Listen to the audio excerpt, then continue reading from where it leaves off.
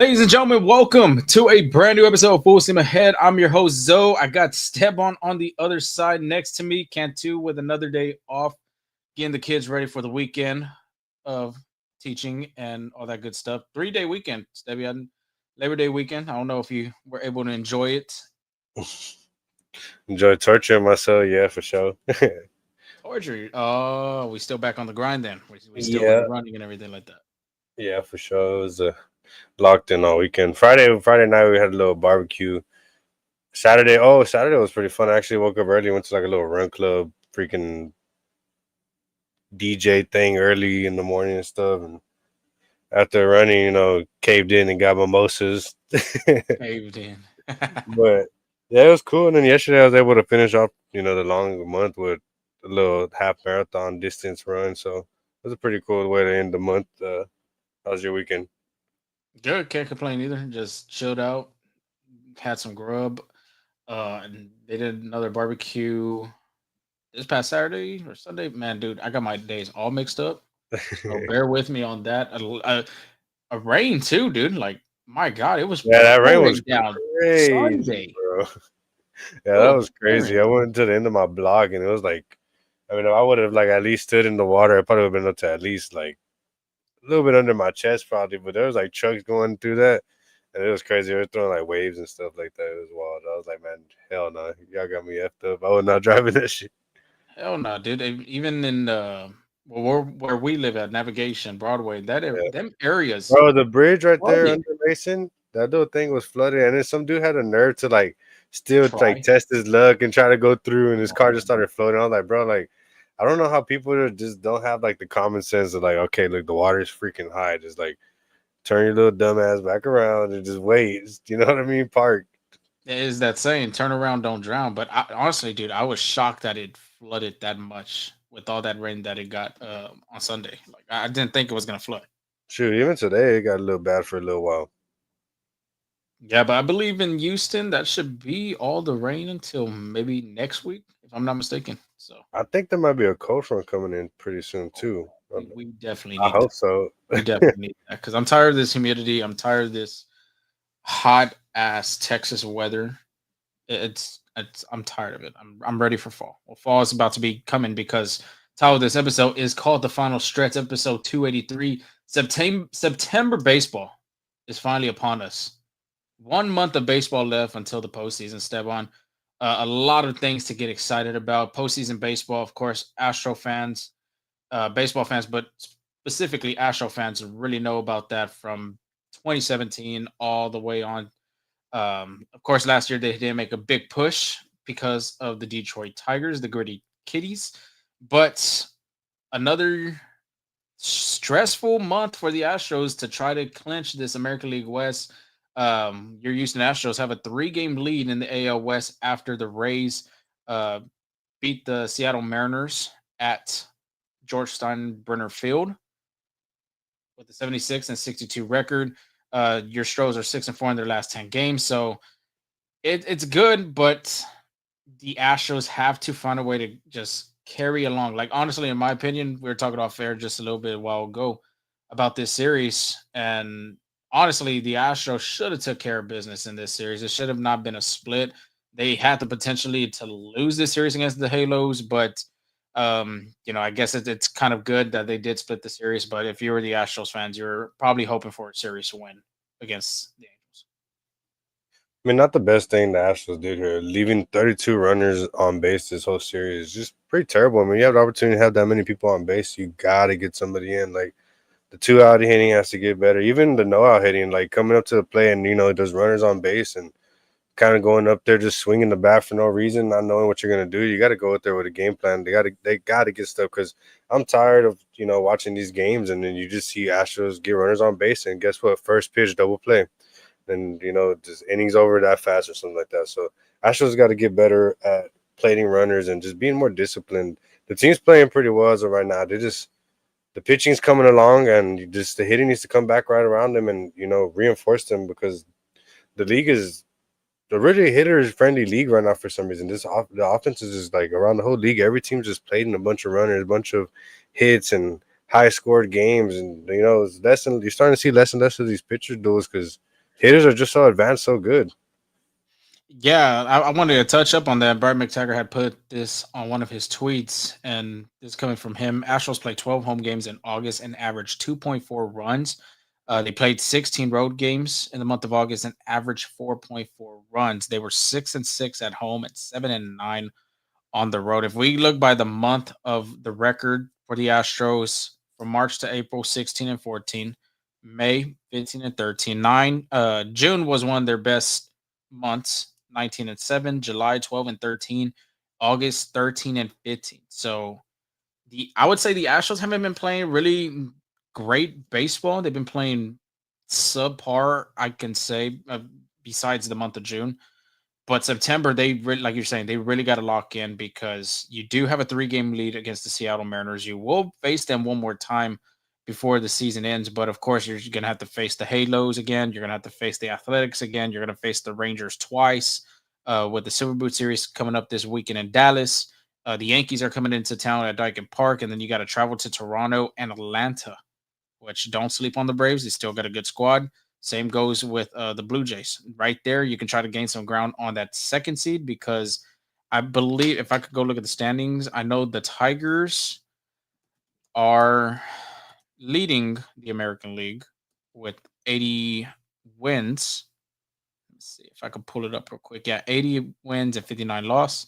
The Blue Jays are 79 and 59, and the Astros are 76 and 62. So Houston can still find some ground in trying to gain that number one seed, which is really remarkable how they're still in that hunt for the number one seed in the American League. But right there, like I said, for the Blue Jay series, that's a great opportunity for them. And of course, to get everything out of the way for the American League West, they still got to just try to take some games because every time it's just funny. Every time Houston loses, Seattle finds a way to lose a game as well. Like it's so funny to me. But the Mariners too have been struggling on the road. I think they're like 0 and something. If I'm like, I think it's 0 and 8 or 0 and 10 in their last road games. One thing I did want to bring up, so according to Brian McTaggart, Astros starting pitchers have a 2.06 ERA and 43 and two-third innings so far in this homestand with 6 quality starts and 7 outings. Jason Alexander fell 1 out shy of a quality start Thursday against the Rockies. And like I said, we've talked about it multiple times how he's been a life saving for this for the spot of the rotation with Luis Garcia coming back, Rigetti coming back, Christian Javier coming back. I mean, we can go on with Brandon Walter as well, but the month that he had in August was like magnificent because they really needed somebody to step up. And sure enough, he was with the guy to actually step up in this rotation. Besides Hunter Brown, Framber Valdez too was struggling and at some of them starts, really the whole starts in August. And Alexander answered the call, really stepped up in a big way, and he continues to do it. I mean, in the game against the Rockies, he pitched really well. Of course, he's going to have a start against the Yankees coming up, and you're hoping that he continues that pattern of having success against these teams in a starting role. But what he's done in a Nationals uniform has really been helping the rotation and just himself too. Because when it comes to postseason spots, um, if the Astros do make the postseason, that puts him up there. That could be possibly coming into a bullpen role in the middle relief. You know, piggybacking off of some other starter, or maybe potentially even throwing his name into the rotation when it's all said and done. Yeah, and then Framber too, kind of stepping it back up to the plate with his last outing, his first shutout since I believe June 29th. And you also want to give a tip of the cat for Caesar Salazar had stepped up and caught that game for him, which was I believe Caesar's first start since July 11th, 2024. His first start for sure this season. Yeah, well, first start this season, but since 24, the July 11th. Yeah, he did a really good job because of course Yonder Diaz was still And banged up. he came up with a big bunt too and stuff. Yeah, that's what I'm saying. Like it's I mean, of course we didn't get to cover the Rocky series. Yeah. We had a day Oh, or I that's why guess there's a series quick off. little thing in there for him. Yeah, I mean we had a series off for that one, but even that series, man, you really thought the Astros would sweep the Rockies, and yes, they did end up winning the series, but honestly, on paper, you're looking at that series and you're circling again, and you're like, man, it should be a sweep. regardless. Like, there's no way Houston should not win all 3 games against the Rockies. Yeah, and Houston should have took care of this series against the Angels as well. They had every opportunity to sweep, Yeah. and they just didn't take advantage of the scenarios. I mean, the pitching was there to hold you. You just weren't scoring enough offense. You're letting guys dominate.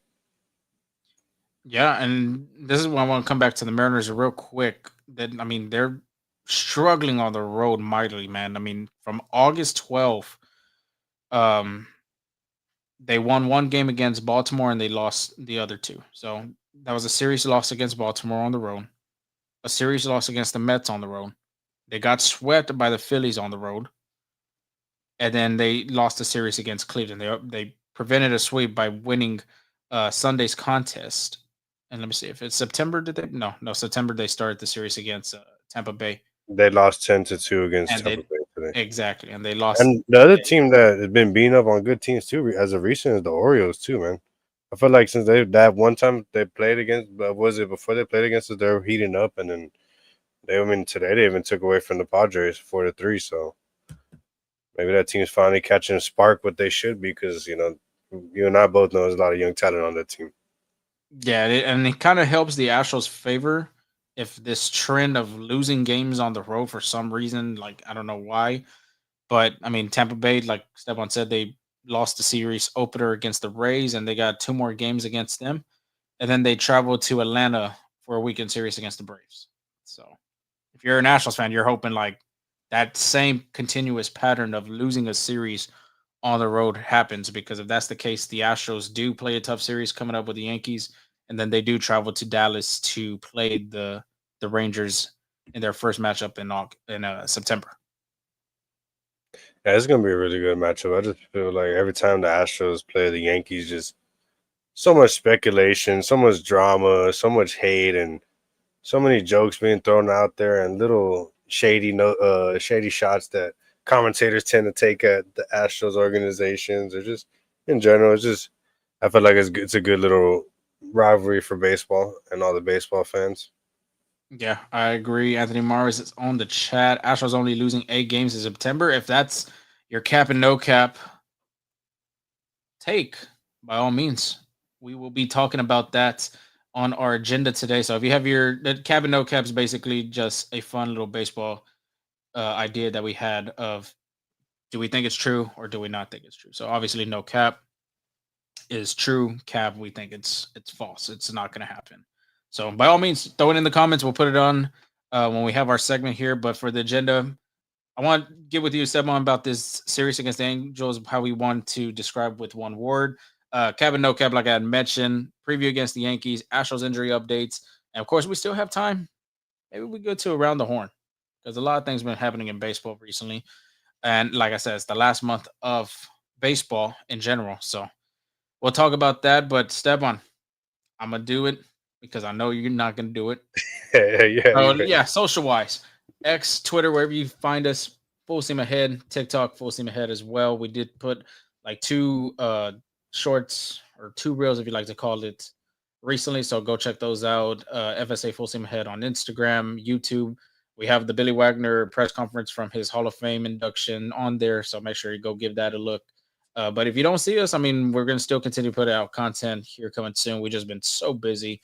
So make sure you hit that subscribe button, hit that notification bell whenever we put these videos, these interviews with these players and coaches, and you want to see these more shorts and reels, by all means, hit that subscribe button, hit that bell, then you won't miss any of those videos. And of course, if you don't want to see our beautiful faces, and if you don't have time to see our faces, talking about Astros baseball, we are on Spotify, Apple Podcasts, wherever you get your podcasts. We are there just to let you know of continuous Astros news, analysis, and all that good stuff. But I mean, we talked about the series against the Angels, and I'll even bring this image up. I forgot who had posted it. I'm sorry, I can't credit you, but he had posted, somebody that had posted this on Twitter, and I found this interesting. We didn't talk, like I said, we didn't talk about the Rocky series, but you're looking at guys, and we talked about the preview of these pitchers that honestly they weren't studs, they weren't great, they ain't Cy Young guys. Tanner Gordon, look at that, 7-11 ERA, 6 innings of 1-run baseball is insane. Chase Dollander, 6.91 ERA, 6 innings, and just gave up a run. Kyle Freeland, he struggled in the beginning, but then kind of calmed, 6 innings and 3 earned runs. I mean, he's a veteran at this point, but it just continued like on to the Angels series. Tyler Anderson, 5 innings of scoreless baseball. Kyle Hendricks literally had the Astros number, 6 innings of 1 run baseball. And you just look at the ERAs, you're like, how the hell does that happen? I feel like these guys just don't do their scouting reports, and then all of a sudden, when they come against the Astros, these pitchers, they're just like, "All right, I'm gonna dominate. Like I'm gonna make sure I do my homework because we need to beat this team." Yeah, I don't know if it's like the opposing pitchers are like licking their chops, like, okay, I got something to prove against a team Houston's like the lineup. Astros to show, like, okay, like even showing their team out, like, hey, don't release me whenever my contract ends this coming year, or like just like trying to prove something. So, oh, let me switch our faces. There we go. There you go. Sorry about that.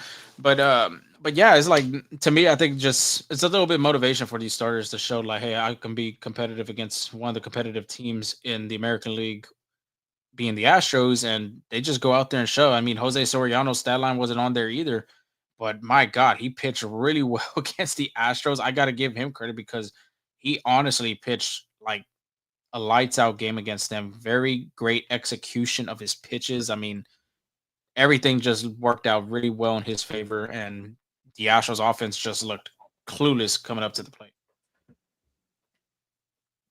I So mean, what can I say? Typically, Captain Soriano. I mean, he's a damn good pitcher. It's just some teams just expose him, and then sometimes he exposes the teams. That's just what happens. It's the game of baseball. that is the game of baseball. But one word before we start of this series against the Angels, what do you think you had to say? Mm, You think of one. I'll go yeah, ahead and set my fresh. I think frustrating is the best one for me because, like we've already explained it. The Astros needed to take care of business against a team like this. Not saying the Angels are bad players and a bad team, but you are at home. You are pushing for another division title, and you're pushing for the race to put yourself in a bigger, better place in the American League because you've already witnessed how that went last year as a third seed, and you do not want to go that route once again with some of these wild card teams that are going to be playing hot baseball coming into October. So frustrating is the word I would have to say for Houston for at least the offense. The starting rotation in this series, we're going to break down them numbers here in just a sec, was just phenomenal. But other than that, offense, very frustrating to see. You would have loved to see the Astros win this series. If it was a sweep, it would have been better. But for me, I think the Astros should have won this series against the Angels. I'll just say unexcusable because it's unexcusable for this lineup to not perform the way that they should be performing and to not be scoring runs at all. Like this team is too talented, and you can see the sparks where they have games where everybody's hitting homers or they're putting 8 runs, 9 runs, 7 runs, whatever it is. Like this is what the team should look like majority of the time, and it doesn't mean you have to always score 6, 7 runs.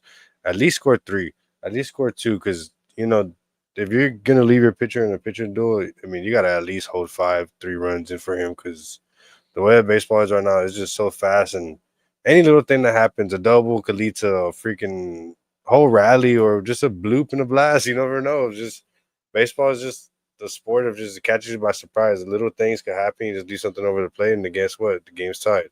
So I mean, tips off to the pitching, but offense, they should have no excuse. They should know they should be doing way better, especially this time of the season. This is where you want to be sharp already. Like, there's no excuse. You already had the All-Star break. You already played a lot of baseball already, and now this is where you got to kind of like go through that final little stretch right there of the race and finish strong. Why you gone so far already? Why are you giving up, or why you're not performing and producing as well? You already know that what's gonna come down to the line, and you don't want to be playing down to the wire baseball. It's not the best baseball to play, and then you're just gonna be messing with your mentality and stuff. You're gonna be thinking about, oh, what if we don't do this? What if we don't do that? And this and that. So I mean, might as well take care of the business now so that you don't have to work as hard towards the end to get it done. Yeah, I completely agree with you on that.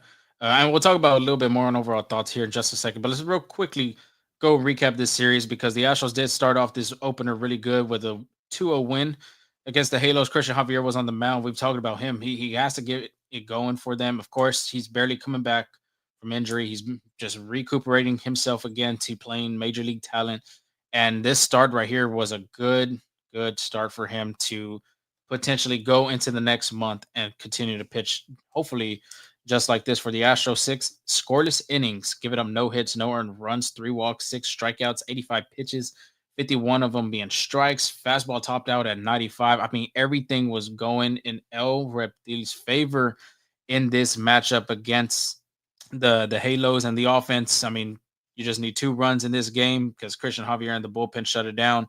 Carlos Correa RBI single, Jordan Alvarez RBI sac fly.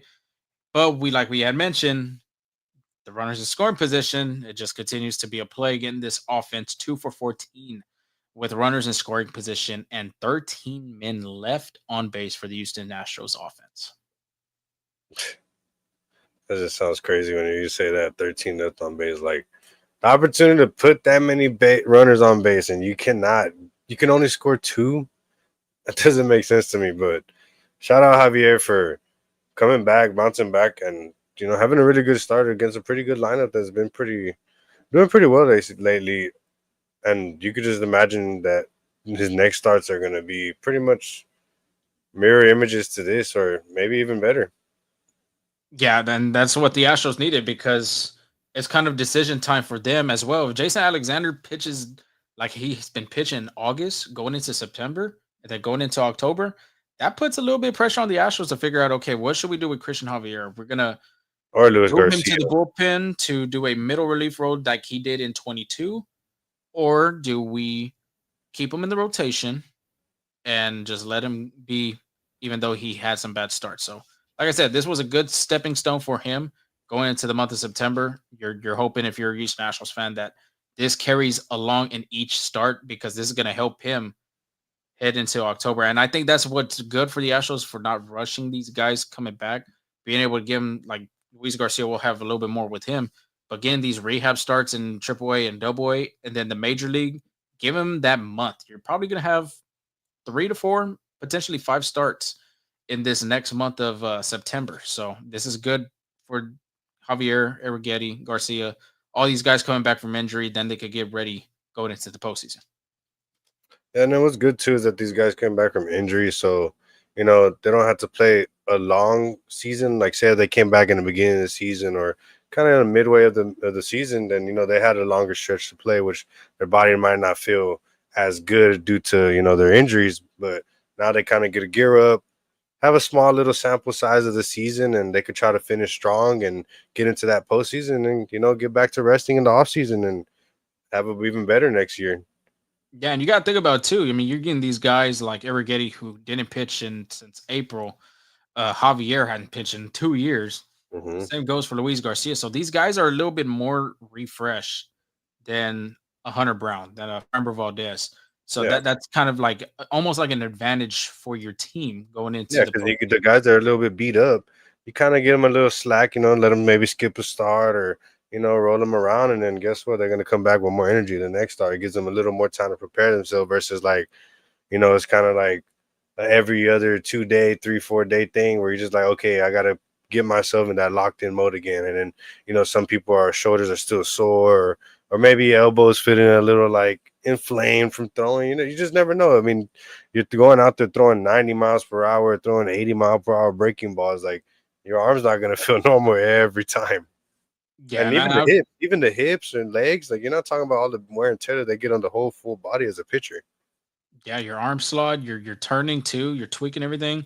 Even going to JP France too. I mean, you get to mention him. Of course, I don't think he's going to start, but you saw the Astros option him to AAA, but now he's working from the bullpen. So they're trying to get him accustomed, getting in that groove and getting into that feeling again, being a reliever. And then I'm pretty sure when rosters expand today, Yeah. Monday, September 1, so you get 2 additional roster spots. Of course, I think France could be a guy that can come up and start pitching from the bullpen because, of course, we've talked about this multiple times that this bullpen is kind of not having a lot of right-handed pitchers, and not just that, but just kind of a little bit depleted as well. I think getting JP France in the bullpen is going to give this team a big boost, especially. I mean, if you can kind of get Lance implemented in that bullpen role as well, so then you got Lance and him. I think this is a Yeah. pretty dominant righties right there. We're going to talk about that Lance and the Yeah, bullpen yeah. here in a little bit, but Let while I'm me looking at Yankee fans, go ahead on with the next one. yeah, let me get on game two real quick. Astros lose this one unexcusable. This is a game that shouldn't have lost. 4-1 pitching. Spencer Arrighetti, 6.1 innings pitched. He allowed one hit, one earned run, five walks, 8 Ks, 100 pitches. Man, was his longest start this season, and that's a really good sign coming off of that thumb injury. That he's not feeling fatigue on the thumb, and he's able to spin the ball comfortably. Because to be able to throw that many pitches, it's a good little outing for him. 57 strikes. He did allow a home run to Zach Neto. He did produce 14 swings and misses. So the chase is there. The chase stuff is back. The junk is there. Great performance from Arrighetti. Utilized a lot of off speeds, 31 curves, and 19 sweepers. So, I mean, I would love to see his like little scatter report of all the like ins and outs of the balls and stuff. You know what I mean? Mhm. Because, I And mean, that's what we needed to see. Me and you were talking about it last one, yeah, or Eric Getty, that you really need to see the swing and misses because you yeah. saw last season his strikeout per 9 innings was just very high. It's a very high percentage. And these couple of starts, you didn't really see that swing and miss rate with double digits. It was always a single digit. And of course, the walks, 5 walks, that's still high, but being able to manage 6 innings and just giving up a hit Well, I, and I one think Eric Getty's kind of tend to have like a little bit of that little walk rate in his history. You know what I mean? Mhm. But I think just because in the beginning, just because of his thumb being still fresh, that's the only reason why he wasn't getting so much chase and whiff rates because he relies on, like we said, the off speed stuff, the curveball, the sweeper. So those are different hand placements and different kind of like release points and throwing angles that you gotta that's gonna hurt the hand more. So you could just imagine him trying to like ease up on maybe the squeeze of the sweeper or the curveballs or whatever. But I mean, this is a really good sign, and you could just imagine his next start. It's going to be a good one. Yeah, and like I said, this is a big one for him, getting that swing and miss rate up, utilizing a lot of them off speed pitches. My God, 31 curves and 19 sweepers. I mean, Bro, this is a a lot lot of of nasty jokes. A stuff lot that of guy jokes. has. And well, wasn't a good day either for Brian Abreu. Point 0.2 innings pitched, 4 hits, 3 earned runs, 2 walks, 2 Ks, and offensively, Jesus Sanchez RBI single, 1 for 8, and with runners in scoring position, 7 left on base this game, and 2 ground balls that truly hurt their double play that ruined their momentum. Yeah, Brian. I mean, you're accustomed to have one or two bad relief appearances coming out of the bullpen, and it was just one of them things for Brian Abreu. Credit to the Angels. I mean, they were hitting the ball hard on him. There's like I think continued like back to back hits, and he didn't get it out in the ninth inning. So they just did a really good job against Abreu. Just one of them things that if you're an Astro fan, you would have wanted this team to score some type of run, give some type of production for Eric Getty. But just one of them days, and it's just really one of these series that the Astros in runs and score position. My God, like Stephon had said in the beginning of the show, it's just been very difficult for them to get going, and that's what Houston's going to need coming down to this final stretch of September. They really need their offense to get going. Of course, Jordan Alvarez coming back could help them, but the big man still trying to roll back into his comfortability coming from minor league pitching into major league pitching. So yeah, not a good day for anybody but the starter. But But a good thing though for Jordan that he already got that first home run out the way off his shoulder, where he doesn't have to worry about like, oh, when is he gonna hit the go yard? The fans are gonna be worried about, hey, Jordan hasn't hit a home run, blah blah blah. He already got it out the way. Home run jitters out the way. All he needs to just focus on getting on base. I mean, the legs are there. He was showing off the wheels. I think he scored from like second or maybe even first base, something like that. But that's a good sign from Jordan. I feel like he's gonna have a very good September for this team and get back on track for himself. Get his numbers looking right.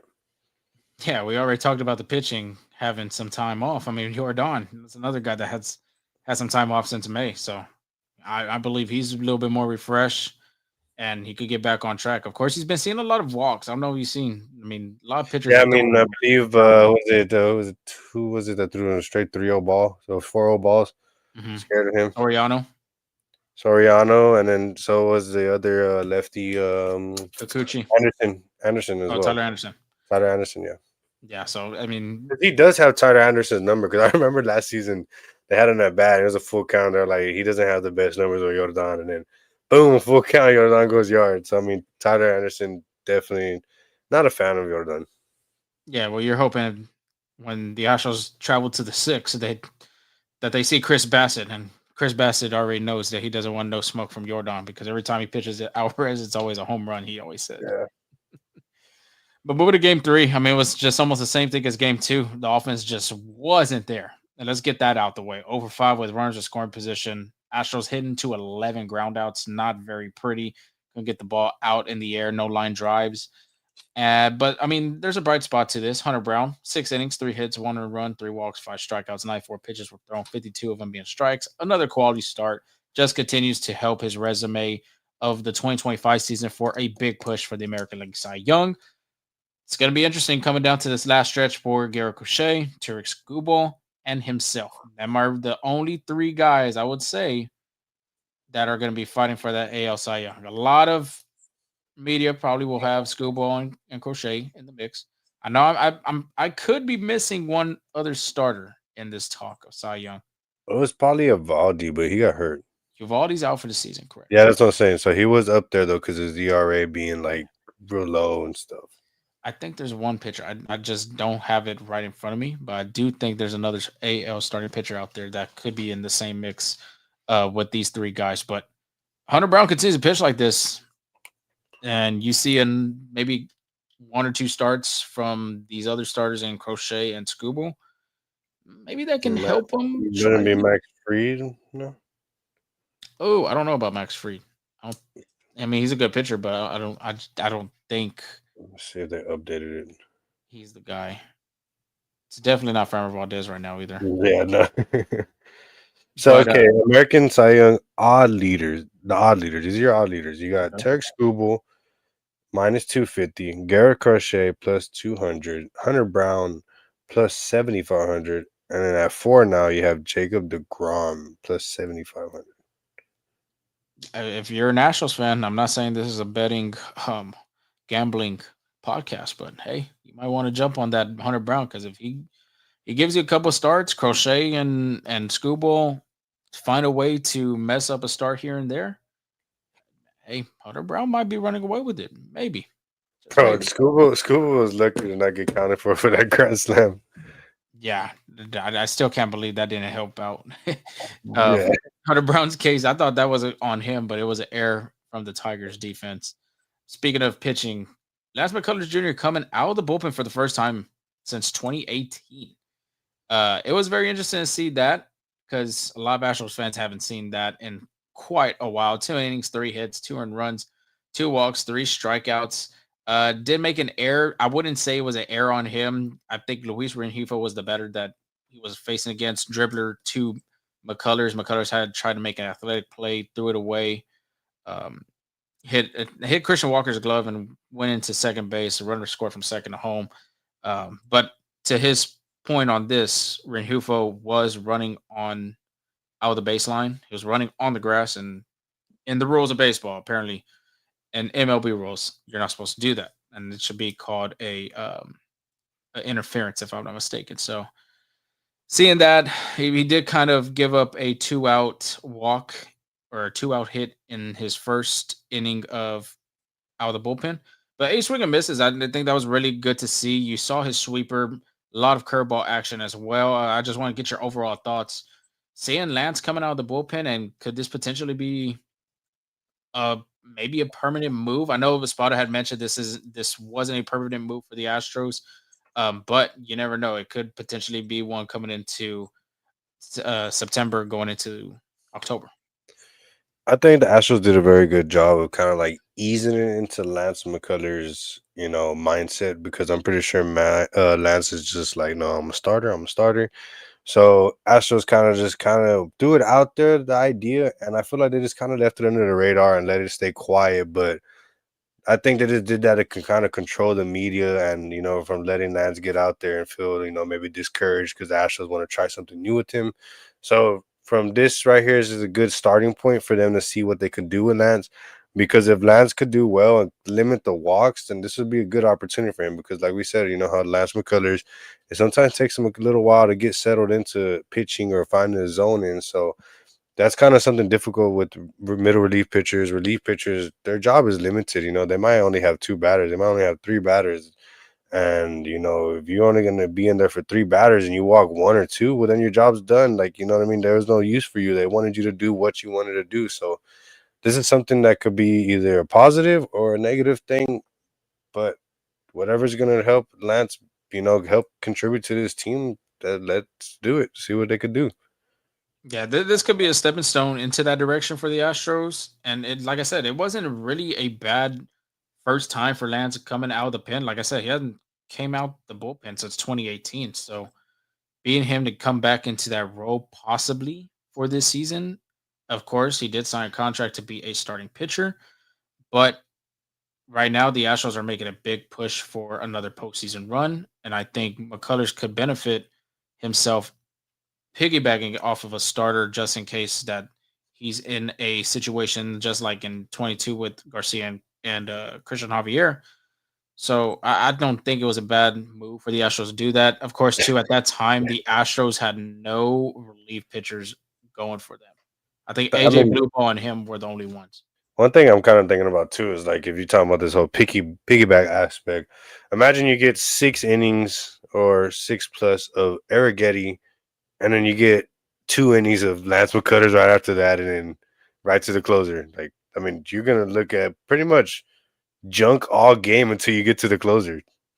Yeah, and I will say this: I think him being in the bullpen, it's because of command. Right now, the command it's not sharp. And I don't know if you saw the bullpen appearance from him, but some of his pitches, some of his sweepers were inside the zone. Yeah, Some of a his little sweepers were high, a little outside. in the corner. Yeah, I know. Yeah, so there's some of his pitches that were not located perfectly. There were some that were positioned in that part of the game, of course, trying to get these guys to swing and miss and chase out of the zone. So maybe this is, like I said, this is a start for him.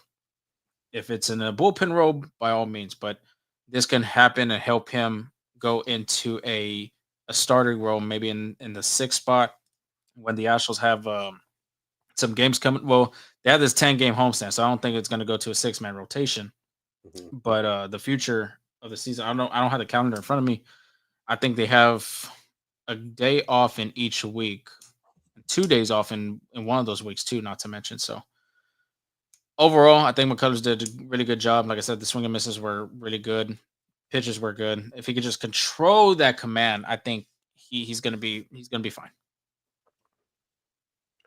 It's gonna be a tight little end of the series, end of the season, really. Here, you know what I mean. You got Yankees, Rangers, Blue Jays, Braves, Rangers, Mariners, Athletics, and Angels again. So I mean, these are teams that are pretty much all in the division too. So And not to mention, if they're not in the postseason, they're there to ruin your postseason chances. exactly. So I mean, you could bet the Angels or Athletics would do anything to And I think the try to athletic ruin that some of series the against the Athletics, besides the Mariners one, if the Astros can take care of business against the Mariners, Well, they could but the potentially. Athletics absolutely been having our number this year. Yeah, exactly. They have been having the Astros number this year, but I say if they can find a way to clinch against the Mariners in that series, because that's going to be very crucial. It depends on seeding with the Athletics because of, like you said, the Athletics have played against the Astros really well this season.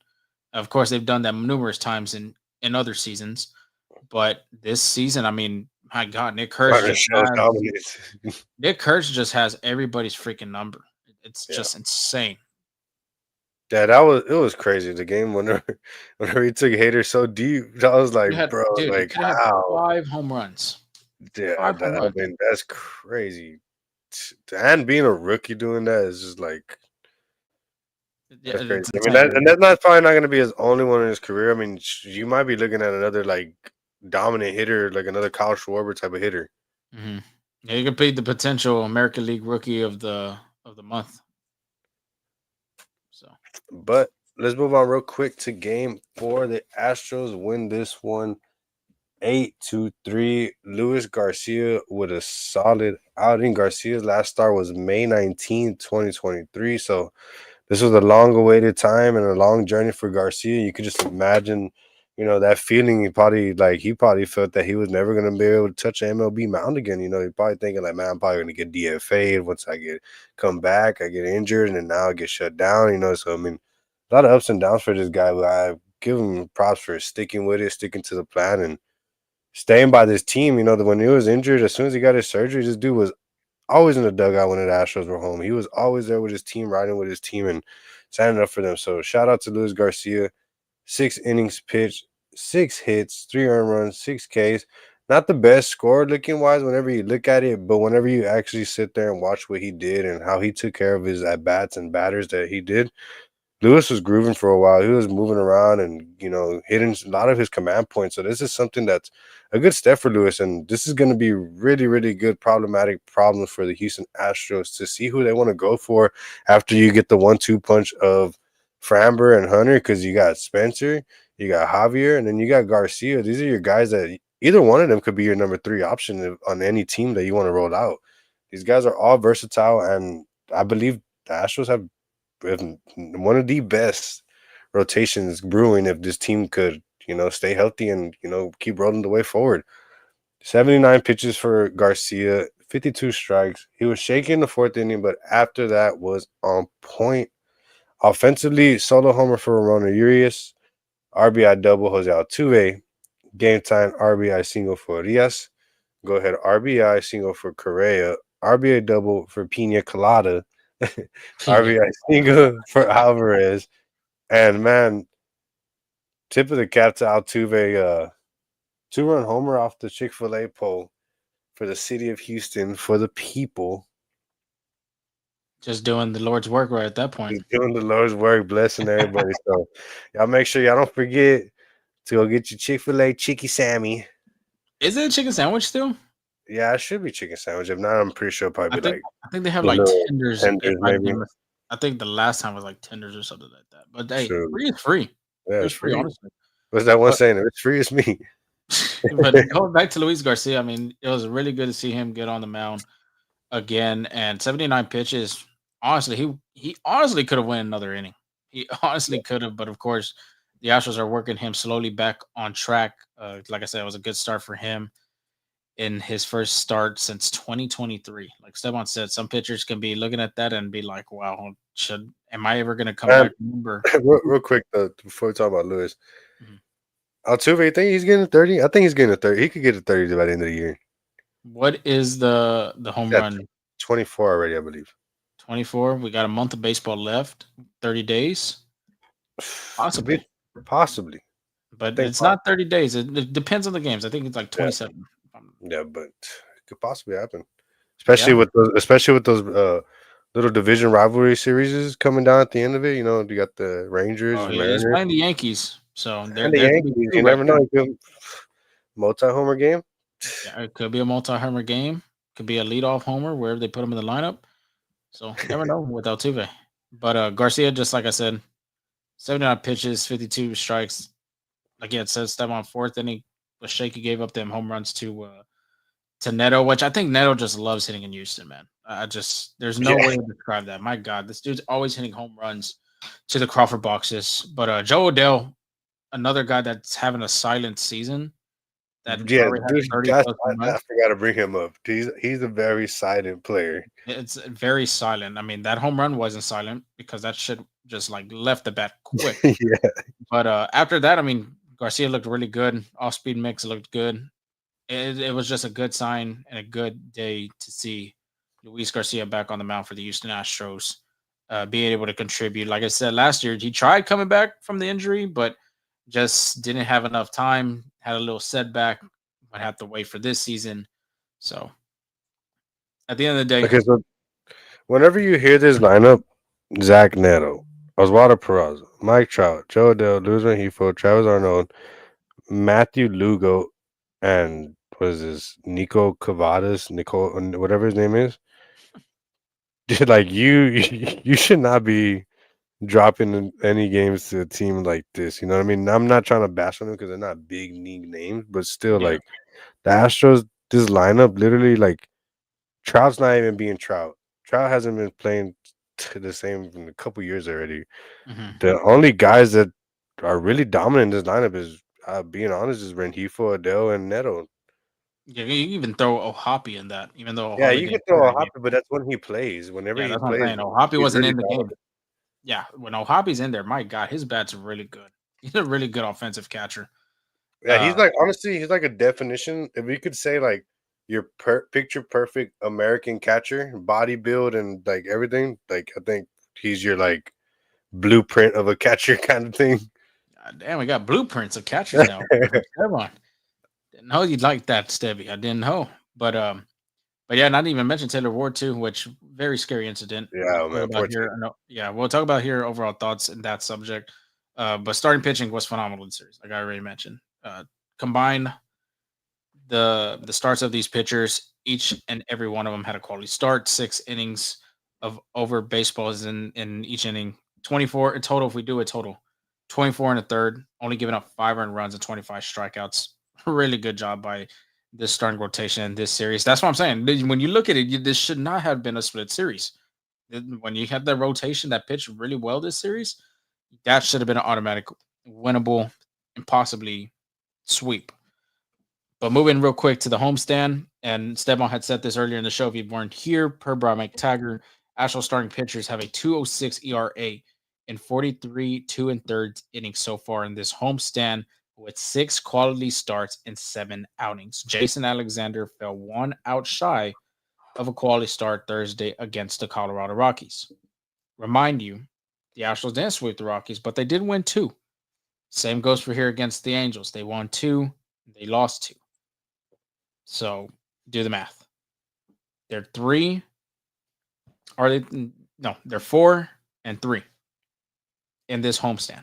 With starting pitching doing that with a 2.06 ERA and getting 6 quality starts and 7 outings, that's insane.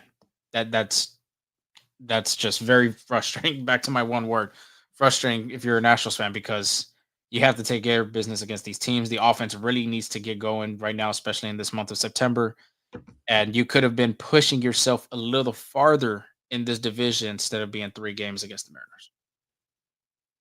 Yeah, I mean, whenever you have dominant pitching, you have to score, dude. It's frustrating, like you said. It's just unexcusable. Yeah, and Javier Arrighetti with great results. That was a big plus in this because the Astros need to see them get going Progressive, yeah. really ASAP. I would say because I've already emphasized postseason baseball being close because it's time. It's the final stretch. That's why it's the title of the show. And last but not least, on the overall thoughts, Astros offense continue to struggle with runners in scoring position. Steban, you had that stat right there earlier in the show. You want to say it again? How About many what? men left on base and runners? Oh, Astros left 32 runners on base. Yeah, like I said in the beginning of this series opener, 2 for 14. One of them was 1 for 8. Another game was 0 for 5. You have to find. I don't even care if you bunt at this point. You have to find a way to try to manufacture a freaking run. Sack bunt, hit and run. If we got to go back to high school and college kind of days, then by all means do it. But you're not going to hit a home run every time you go to the base. You're not going to hit that gapper And between that's what left. it's been looking like lately. And I feel like that's what it's like you said. I feel like that's been it for this team. Like you just gotta pass the baton. You just have to pass the baton to Yeah, the I next. think this team is thinking too much long ball, too much fireworks because a lot of these pitches, whenever I see swings and miss by the Astros batters, it's like they're cutting up. It looks like they're just missing all these balls because they feel like they want to lift instead of just being like Carlos Correa, who I believe is who led the month of August with the most hits for the Astros. Um, he just puts the ball in play, line drive. You just got to be a line drive machine. Like the homers are gonna come whenever the homers come. You're not always gonna have a homer and pitch. Just hit the damn ball. Yeah, and the multi hit, a lot of multi hit games for Carlos. Not to mention this month, ever since being reacquired from the Astros. But like perfect example of great offensive approaches in this game was literally the finale against the Angels. I mean, RBI double for Altuve, passes the baton, Urias, RBI single, Correa, RBI single, RBI double Pena, RBI single Alvarez. You do not need to lift the ball. And I That's all feel you like, need and is I agree to with you. I feel like every batter that goes to the plate, by all means, if it's a hanger, you're gonna bang it. You're yeah. obviously gonna bang it. But swinging, and my biggest thing, I've at least seen the guys play, and one player in particular, Yiner Diaz's at bats are very, I would say, cringeworthy because some of them he chases, and like when the pitcher sees it, by all means, you're gonna go back to that same pitch because if he chased it really bad, by all means, you're gonna just throw that curveball outside corner away from him out of the batter's box because you know he's gonna have that possibility and that potential to swing out of the zone. But if you throw a hanger to him, he will crush it. I will say that. So Correa did pick up more hits today, so this is not like completely accurate, Mhm. but oh well, it's good for the end of it's good for last month. So basically, last month, the month of August, Correa had 31 hits, a 307 average, and a .375 OBP. But what we're talking about, the hitters here, I feel like the scouting reports and the league already kind of found out how to get to this lineup. Mhm. So I feel like the way to get to this Astros lineup is cram them in with a bunch of sweepers and sliders because they all our righty batters that I noticed in the Astros lineup are very uncomfortable with sweepers in, and any low and away fastball that if you could dot, most of this lineup's not swinging. They for some reason they just love to watch the outside fastball, and those sweepers they can't hit them. They can't hit them, or they're popping them up, or they're just taking them for strikes. Yeah, I mean, I'm not a hitting coach, but when you look at some of these pitches that some of these hitters are swinging and chasing it, I mean, by all means, like I know for instance, Jose Siriano, when you go look at some of them pitches that he threw, they look like frisbees, and Yeah, I think, in my opinion, I probably would have chased as well. yeah, I'm pretty sure. So, I mean, that's what I'm saying. You give credit to the starting pitcher or the pitcher Yeah. that's just pitching in general, but there's some inexcusable swings that you should not be chasing. Like I'm gonna pick on him again. It's Yonder Diaz. I mean, some of those pitches are just like you can see it R rate on the outside part of the plate, and then they're gonna fade off. And sure enough, it's just kind of that one hand, that one arm swing that it just it's infuriating when you look at that. Yeah, it's But just I I don't do want to say one more thing, and I know Astros Future had this on Twitter. It was about the month of August for the Astros. The Okay, I found it. This comes from Astros Future on X. I'm pretty sure on all his social media platforms, but it says the Astros finished the month of August with 99 runs scored in 28 games. The last time the Astros scored less than 100 runs in a full month was April 14.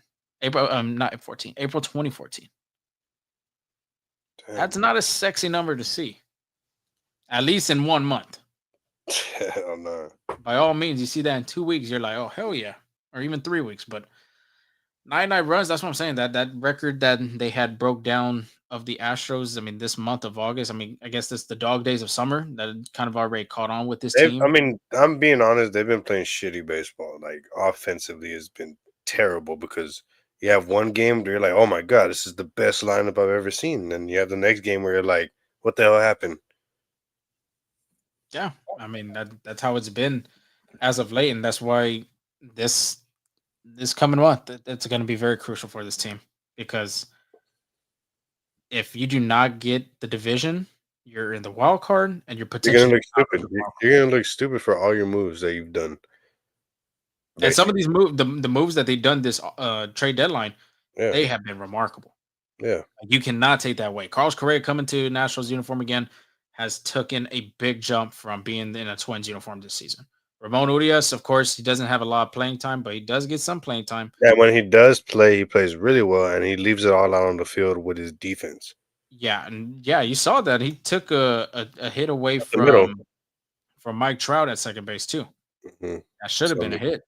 Jesus Sanchez too. I mean, when if you did your report or if you already kind of knew who Jesus Sanchez is, you got exactly what you got because Jesus Sanchez is not a flawless hitter. You know, he has a lot of he chases and he swings and misses, but whenever he makes contact and he does get the ball, you're gonna see a lot of reward, either a home run or just hard hit or just multi hit games. I mean, he already has what two multi hit career games, 5 hit or 2-5. Yeah. yeah, 2 5 hit games in his career. So I mean, that's just 5 hits. Let alone more than one hit in the game. I mean, this guy's he's gonna be good. It's just the more you just got to keep sharpening your craft. Baseball's hard to do and play and hit. So I mean, like, you can't be perfect. I mean, you got like a little Timu Jordan right there, kind of a little more athletic Jordan. Timu Jordan. Yeah, Wow, you just I'm not trying Timu to bash Jordan. him, That but is like I mean, you got funny. like a Jordan little bro. Like okay, I ain't gonna Jordan, lie, that is crazy. Jordan is the Timu. more solid, like top tier version, and Uh-huh. then you got like, he's right here. It's two Sanchez like That a little boy down said here. it's like offer up and Yeah, Timu. yeah. You're You got so crazy. You're yeah, but I'm not crazy, trying to bro. bash Jesus. He's a really good baseball player. I'm just No, but it wasn't even the bash. I'm not even talking about the bash. It's just the comparison how you said Timu Jordan. That shit was funny. But Ramon Urias, I mean, since coming in the Astros uniform in August, at least 286 batting average, 333 on base, slug 429, OPS 762. Post All Star break, he's hitting a 300, 869 OPS. So he's actually fitting really well. And Mauricio Dubon, I think he's a hell of a player. But when Ramon Urias come in, I think he has a great chance to be starting at second base, or even well, I wouldn't even say starting at second base though, because you're gonna have when this postseason comes around. I think Altuve goes back to second. I think Jordan goes back to DH, and I believe one of the outfielders are gonna go to left field because Jake Myers will be returning. I don't know yet. We'll have it on the updates here in a sec, but once Jake Myers comes back, you still got Cam Smith and right. do you even see the Astros potentially benching Cam for a different lineup with Jake and Altuve But and it Jesus? goes the same way too with Jesus Sanchez. Jesus Sanchez isn't a good That's what I'm saying. Like him and hitter against Altuve, lefty. yeah, that's what I'm saying. Like him, You could, Altuve, and Cam are probably gonna get rotated around a lot. you could with Cam. Cam could still play, and Jesus Yeah, plays left field, or Jesus plays right. Jordan goes left because I still think the Astros are going to utilize Jordan in being a and left fielder yeah, still. Um, yeah. You but don't like I want to get said, him lazy, not playing at the field at all. but like I said, I think when you put Ramon Urias out on the field, I mean your infield's still strong Solid, because you yes, got to really go solid. Glover at second base. You've seen it, And I think and you should definitely play Ramon whenever you're at Dakin Park because I feel like every homestand that Ramon plays, mhm, he's hitting the home run to the Crawford boxes. by I all feel like means. he knows how to hit little and like they're not little bloopers. These are laser shots. These are hard hit balls. Yeah, they're not like one of those Altuve specials that go in the Yeah, first no, row of these the balls are coffee actually boxes. smacked. Yeah, so I mean, Urias has done a really I, good li- job I in that and I position. always like the Urias brothers since they came into the league. They've just been Uh, under the radar, and then they got more population when the WBC came around because they're like, oh look, both the Urias brothers are playing in the WBC. mhm. And you will get to see maybe both of them at Dyken Park this coming uh, in March of 2026 with the WBC Man, I coming can't wait to for that. Coming to Dyken Park for the first time ever in its historical ballpark. But Jesus Sanchez, I mean, ever since in the Astros uniform, hasn't been what I think Astros fans were really hoping for. Ever hearing the name out, seeing the stats, all Mhm. that good stuff. 244, 708 OPS, average OPS, you would say.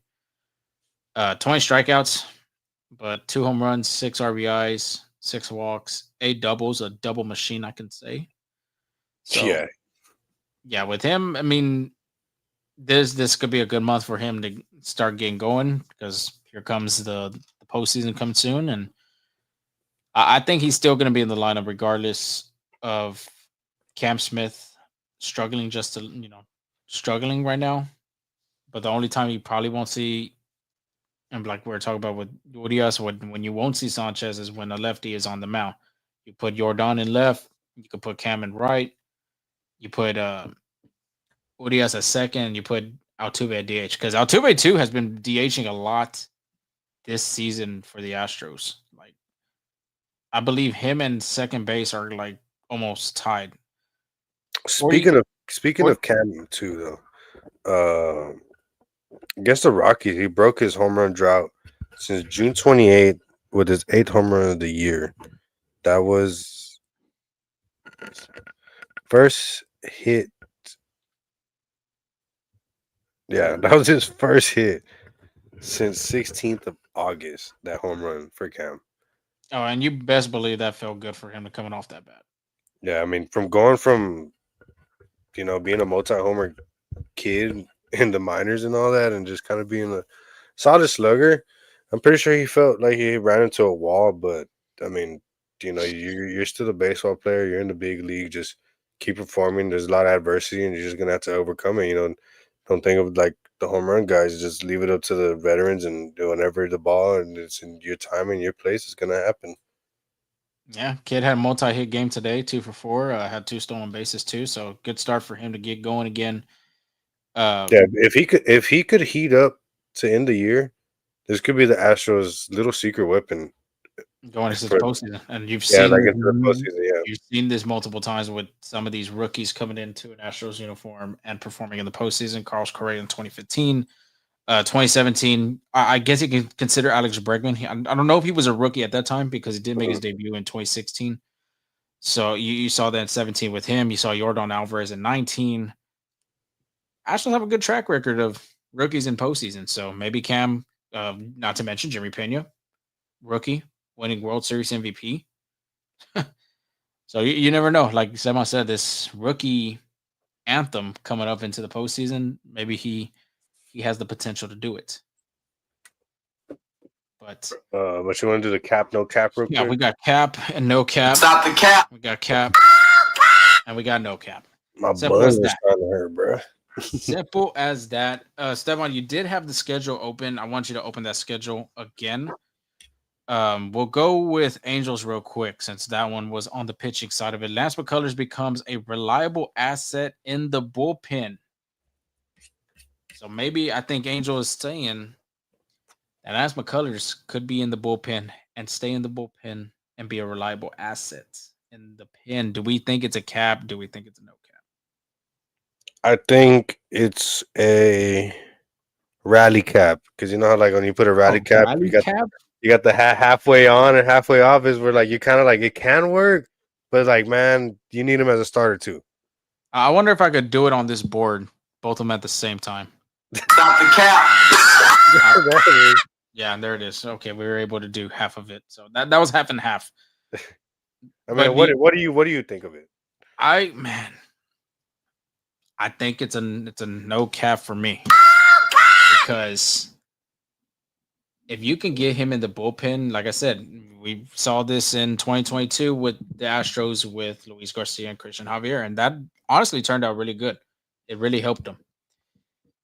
Same goes for Hunter Brown. Same goes for McCullers too. Whenever they had that 18 inning game against the Mariners, if you can get a guy that can do a really good job in the bullpen and help the bullpen out too, not to mention because the bullpen has been taxed recently in this series against the Angels, then why not? I don't think it's a bad idea. And it depends too on how well Jason Alexander continues to pitch. I think two goes for Christian Javier, Spencer Rigetti, and Luis Garcia. It just depends on how good and efficient they are in their starts in this upcoming month. And if that's the case, then by all means, McCullers could be a big, like Angel had mentioned, reliable asset in the bullpen. That's something good to have. A guy that can give you 2 innings, possibly 3 in a big game of a postseason game, like a postseason baseball game. So that's why I'm gonna go with no cap on this. I do see him as a starter, but honestly, he could be a good asset into the bullpen for the Astros. Mine originally to say is Luis Garcia to be the go-to number 4 option for pitching. What do you think? Oh, Man, you want to give me first because I'm thinking about that one. That one's an interesting one. You go for yours. Oh, you want me to go? Okay, you really want me to go first. I see. I see. Man, I'm gonna go no cap. Stop the Cap. cap. You wanna go Cap? I'm gonna go cap. I think Javier. they still got Javier. I think Eric Getty's a really good pitcher too. It just that one's almost a rally cap too. I will say because it Yeah. just depends on how three of those guys pitch. But I feel Astros are more lenient to Eric Getty being their number 3 if Eric Getty could be Eric Getty from last year. In that month of August specifically. Yeah. God, because that guy was electric in that time. The Christian Javier big contract he signed after the World Series. That's the one that's getting me that he could be the number 3. Spencer Rigetti to me is like a number 4. And then that would put Luis Garcia at number 5. Not to mention too, I've said this multiple times, if Alexander continues to pitch well, he could possibly just see himself in the rotation of going down the line. So yeah, which I feel like this we're about to get into this pitching preview too after this, but I feel like this next start for Alexander is kind of like a big one. A big one to prove it. Like, hey, the little Linsanity run you had wasn't a fluke. Here's a really good lineup to, not I wouldn't say the Yankees have a really good lineup, but here's a good team to test your limits and see what you're gonna do because this is a postseason team as well. Yeah, I agree. They're first, I believe, in the American League wild card, so they could be seeing each other. It just depends on how everything rolls out for the postseason. Anthony Mares, I don't know if we have that schedule up and ready, but he had put Astros only losing 8 games in September. Wow, Yeah. that is a big. That's a big take on that one. I don't know if they lose 8 games against teams like. Man, I mean, but once you get the Yankees, okay, you get Yankees starting tomorrow, and then they leave out of town the Thursday, September 4th. Right after that, you go face the Rangers. You have them till September 7th. Then the Astros get the day off, and then they start against the Blue Jays, who's been playing really good baseball this season as well. And then the Braves September 12th. So, I mean, you got a good little stretch of baseball right here coming up. So, do you think they lose only 8 games in September? That's honestly, almost going to lose like 1 game a series. Holy, I see it like that kind of. Nearly, that's only like losing maybe 1 game a series. I feel like the Astros sweep the Yankees. Like they have to, and like I just feel like they will because of it being the Yankees factor. Mm-hmm. I feel like they just want it more, but that Rangers series is going to be a tough one because it's like, and the Rangers are still fighting for a wild card spot. Not to mention, yeah, they did lose for some reason lose Corey Seager, Marcus Semien, and Nathan Eovaldi. There were 3 big players on that team that they. But that you could bet that team's going to be hungry, and then Mr. Steroid Head just loves to wake up whenever he plays the Astros. Steroid Head, yeah, Mr. Godiva Chocolate, whatever you want to call him. But yeah, man, it's a tough stretch of baseball. I mean, I wouldn't even call them the easiest team, but like the lesser team that you're worried about would be the Braves. Because I wouldn't even say the Athletics, because the Athletics just have the Astros numbers. So, do we think this is a cap or a no cap? I'm gonna take it as a cap. I'll go with you on that. Stop the cap. So, yeah, we'll go cap on that one because that's going to be very tough for the Astros to lose only 8 games in the month of September. If it happens, it happens. But Jesus, I mean that's very bold. That is a very bold one. We got 2 more. One coming from Phoenix.Hall. He said the Astros are heating up at the right time, and that lineup is a nightmare for any pitcher. That's insane saying that because of the offense they've been playing recently. But I think they take the AOS and lock up the 2nd seed. As for markets, the Astros are a scary playoff team nobody wants to face. That's no cap. What do we think? Second seed, at least, I would say they take the AOS and lock up the number 2 seed. I could see it. I mean, just lineup just has to finish the year good because the beginning of his portion about this lineup being really scary kind of sounded like Cap because what they've been playing, but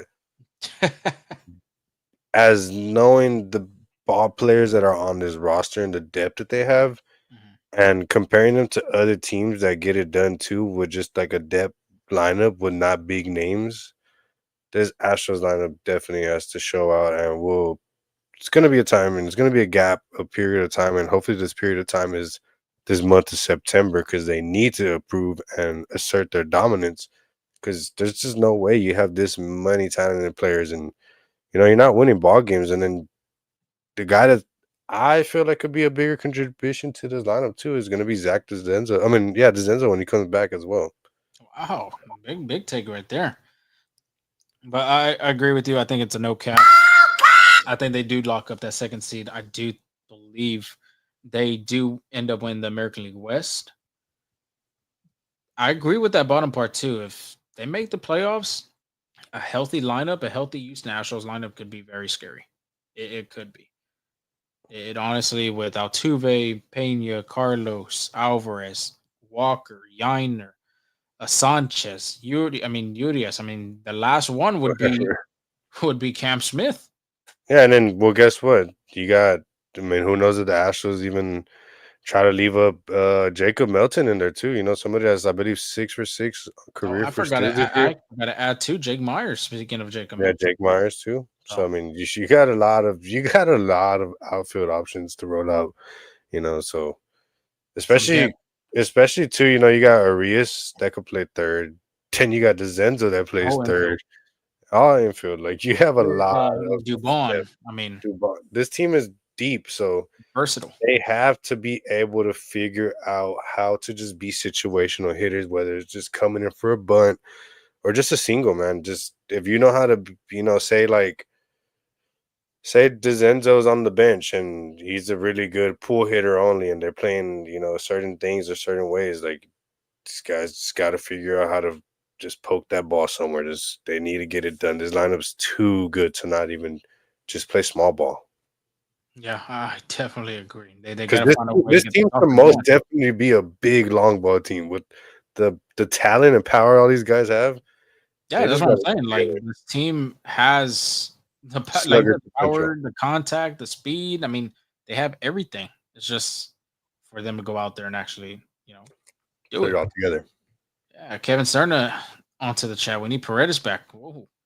We'll have to see if Paredes comes back from his injury. Of course, he's still rehabbing, but nice to see one of the late night FSA Gooners on Yes, this sir. 11:55 p.m. Monday, September 1 will be September 2 in 5 minutes Central Time in Houston, Texas.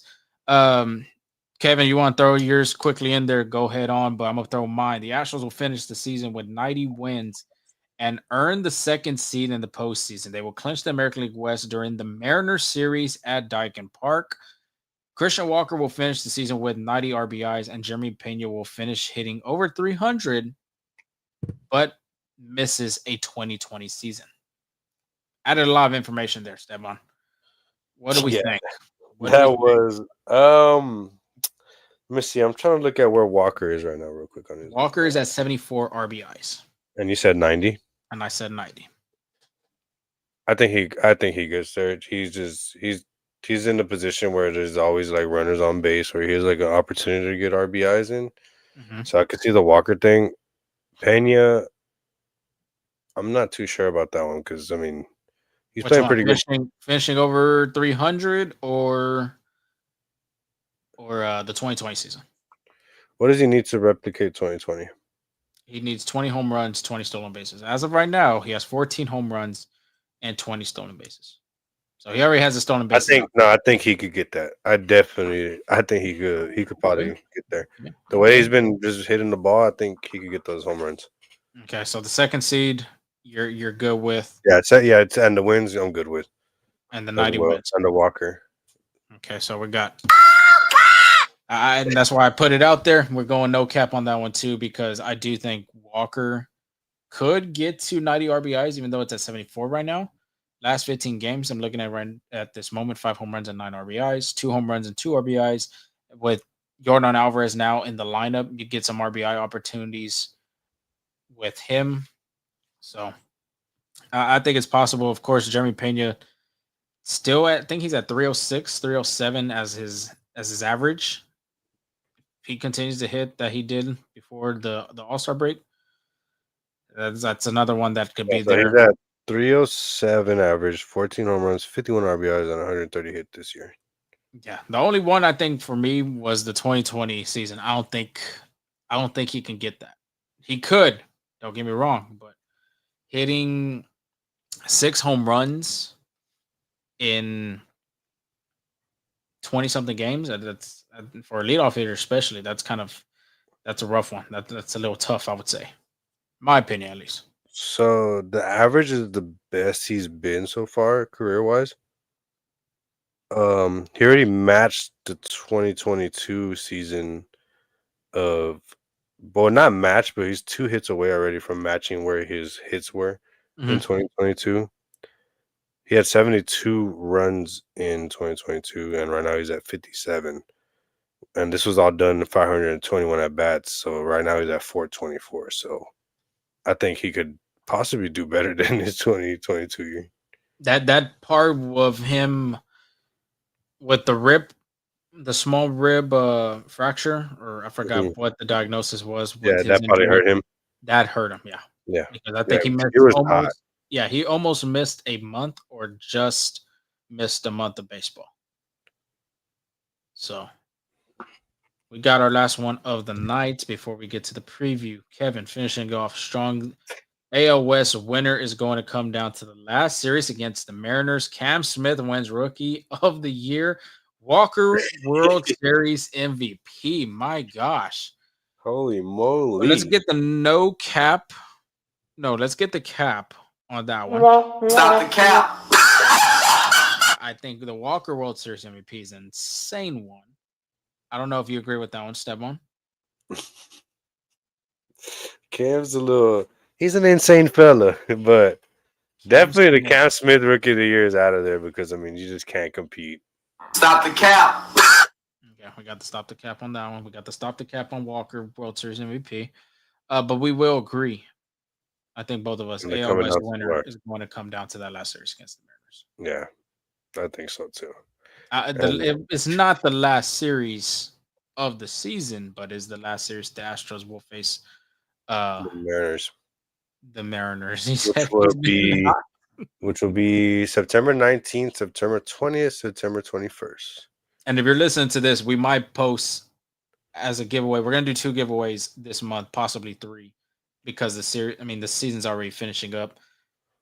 Tickets for that series, we will try to find what for day them for that one. for them full seam Gunas. The Full Seam Gooners, the FSA Goonies. So we'll figure out that one. He's that yeah, that's one cat for sure. So oh my god, it just keeps on rolling with the cats today. Cat has been Bro, in the World Series. Holy shit. bro, that would be freaking crazy.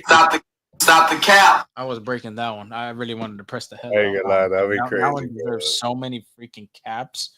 Jesus, Chaz gets a save in the World Series. He already has a nice catch in a World Series game, but getting a save, Kevin's very firm on no cap on that one. Very firm. But way to end that one for this month, and maybe we can do one before or the postseason. So we'll check it out. That's one of our fun segments we like to do. Don't do it often, but we do love doing some no cap and some cap.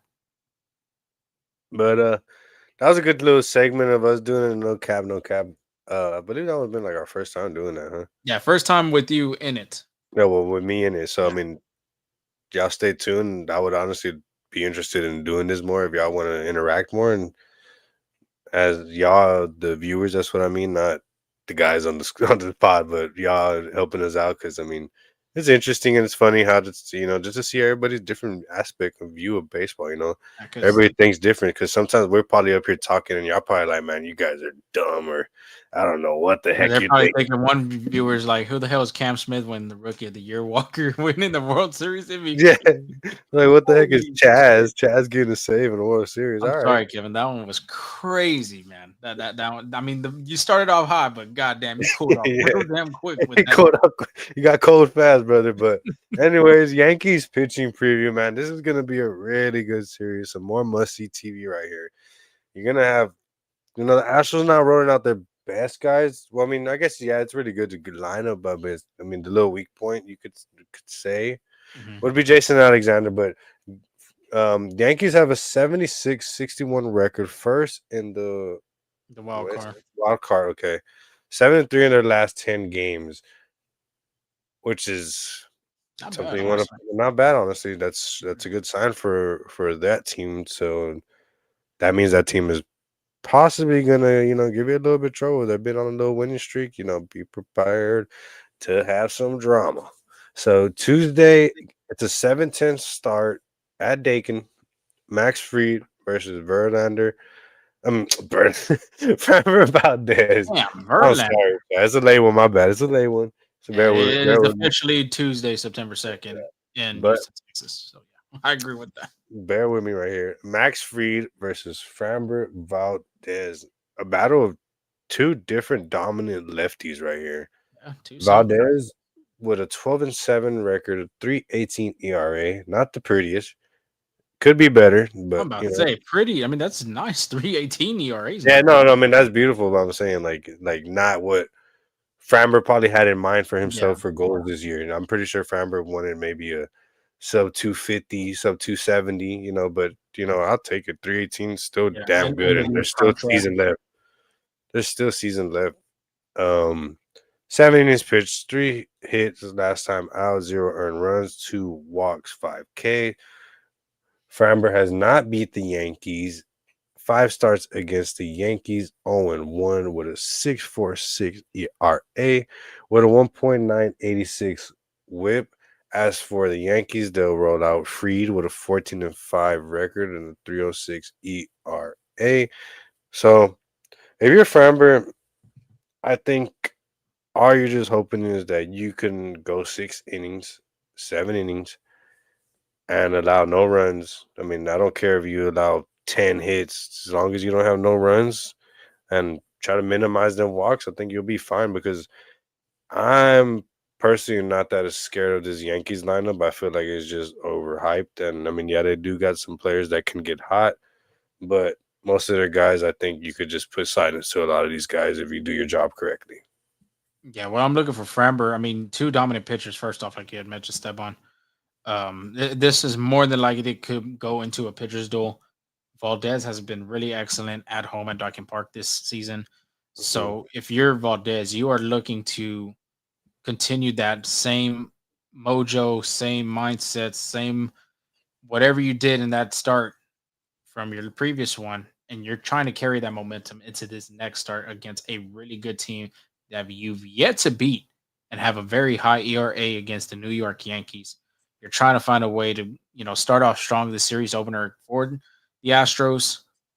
And if you're the offense for Houston, you have to find a way to catch fire against Max Fried. They did a really good job last time they faced Fried at Yankee Stadium, but hey, this is different now. You're playing Coming to your trap now. yeah, and they're going to your trap, basically, like Steban said. And Fried, he's gonna go look at the film. He's gonna look at the footage. He's gonna look at the scouting reports, and he's gonna change everything. They're gonna adjust. He's gonna look at different schemes of finding ways to get you to chase or just throw some different pitches that you're probably looking into trying to hit. So both these pitchers are going to adjust differently. I know Fried specifically because just of the fact that he got tortured last time against the Astros.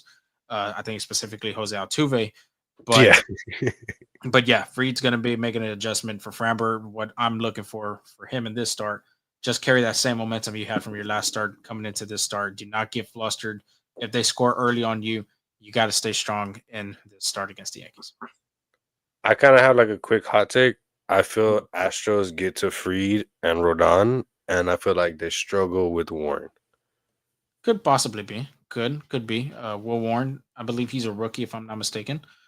So, A rookie, Probably not Somebody the that best ERA throws for them. So 6 ERA, 10 ERA, perfect something like description somehow. right there.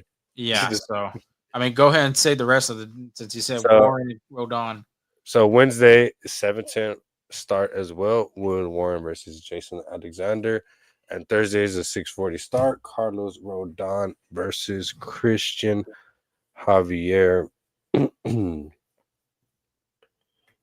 On Wednesday. So Will Warren, his last start, 5 innings pitched, 5 hits, 4 runs, 0 earned runs, 3 Ks, 2 walks, 1 home run. And then let me get y'all Max Fried real quick since we didn't put out the report of his last start real quick. Yes, but bear His with us because last start was 7 innings pitched, 4 hits, 1 run, 1 earned run, 6 Ks, 2 walks.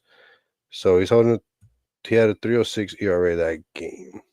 Or is he holding 3.06? he has a yeah, 3.06 he's holding a 3.06. And then so then we'll go to Rodon. Rodon, and Rodon on his last start as well went 6 innings. So he went 6 innings, 7 hits, 1 run, 1 earned run, 5 Ks, 2 walks, and he's posting a 3.18 ERA. Yeah, so it's a tough task for this offense against Rodon and Fried. I mean, you can even say the same Two thing for big Will Warren. lefties. Yeah, 2 lefties. So you can possibly not see Jesus Sanchez in the lineup for the Astros because we have the splits on that. And everybody should know the splits on Sanchez against righties and lefties. So possibly, like I said, there's a possibility that he won't play both those games, or he could play at least one of the games against these lefties. But Fried and Rodon, they've been doing it for so long. They're going to adjust on their scheme and try to pitch different against the Astros. Rodon's seen the Astros a couple of times. Fried, of course, last time he was at Dyken Park, he was carrying a World Series championship trophy at Minute Maid Park with the Atlanta Braves. So if you're the biggest concern for me in this series for the Astros is the offense. Can the offense not play like how they did against the Angels? And I would even say the Rockies too, because there's no way that you should only score 1 run against the second being Chase Dollander. Nothing against him. Number 1 prospect for a reason for the Rocks. But there should be no reason that he has 1 run of 6-inning baseball against you. Same goes for Kyle Freeland. You lit him up in the first inning, and then after that, put goose eggs on each inning for you. So what I'm looking for, Valdez, big star, Jason Alexander, like Stebby said, can he not be a fluke, and can he continue what he's been doing in August into the month of September? Christian Javier, like I said before, he has to carry that same start, just like Framber, into this next one against the Yankees. Of course, everybody knows Christian Javier did have a combined no-hitter against the Yankees. So the offense is the biggest part for me. Yeah, me too. I think Astros don't do jack squat without any momentum or movement from this offense, because if the offense is not doing anything, best believe, I mean, even if pitching is doing well, the pitchers are going to be pretty frustrated going out there every inning knowing that their team is not giving them run support.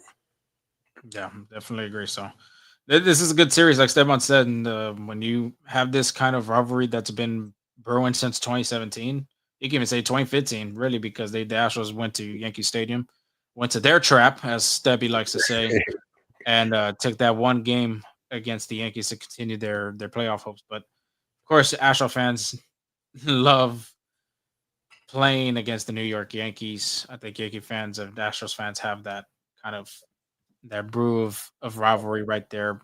And of course, you can see it in the players too. You can feel it in the game. You can feel the energy. So big postseason series, I would say, for Houston, even though it's a weekday series during the week with Tuesday, Wednesday, Thursday. But you got to find a way to get 2. You got to find a way to get 2 games from the Yankees. If you can sweep, by all means, sweep. But more than anything, you should try to be going there with a series win. Most definitely. So finish it off on a strong note, Stedman. Astros injury updates. We got outfield. Taylor Trammell has been reinstated from the 10-day IL. The Astros designated infielder Logan Davidson for an assignment.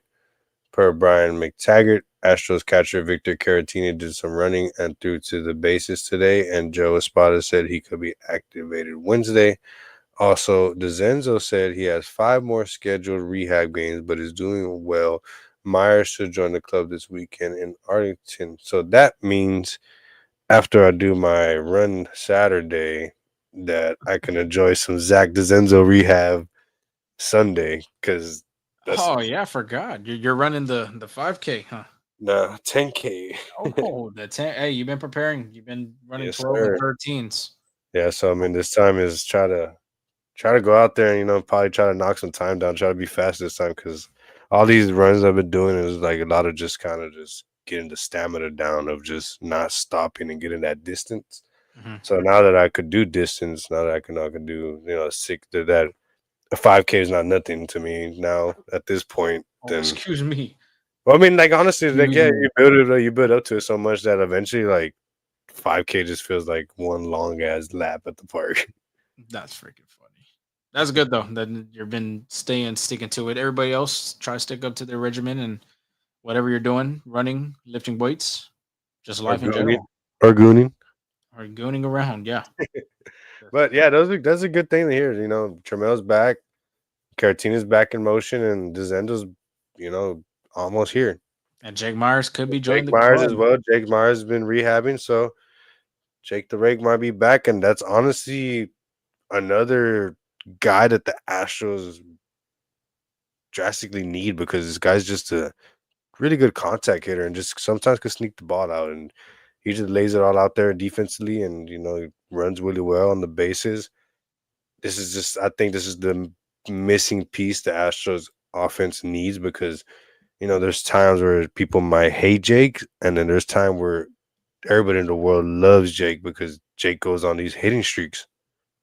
Yeah, and he's a big contributor in that bottom part of the order. So yeah, of course he's going to be rusty in the beginning. Let's get that out the way. Do not just think he's going to sub some balls into the gaps and down the line over the fence. You're going to hit 500 in his last 15 games. Just get that out of your head right now. He's barely coming back, seeing major league talent.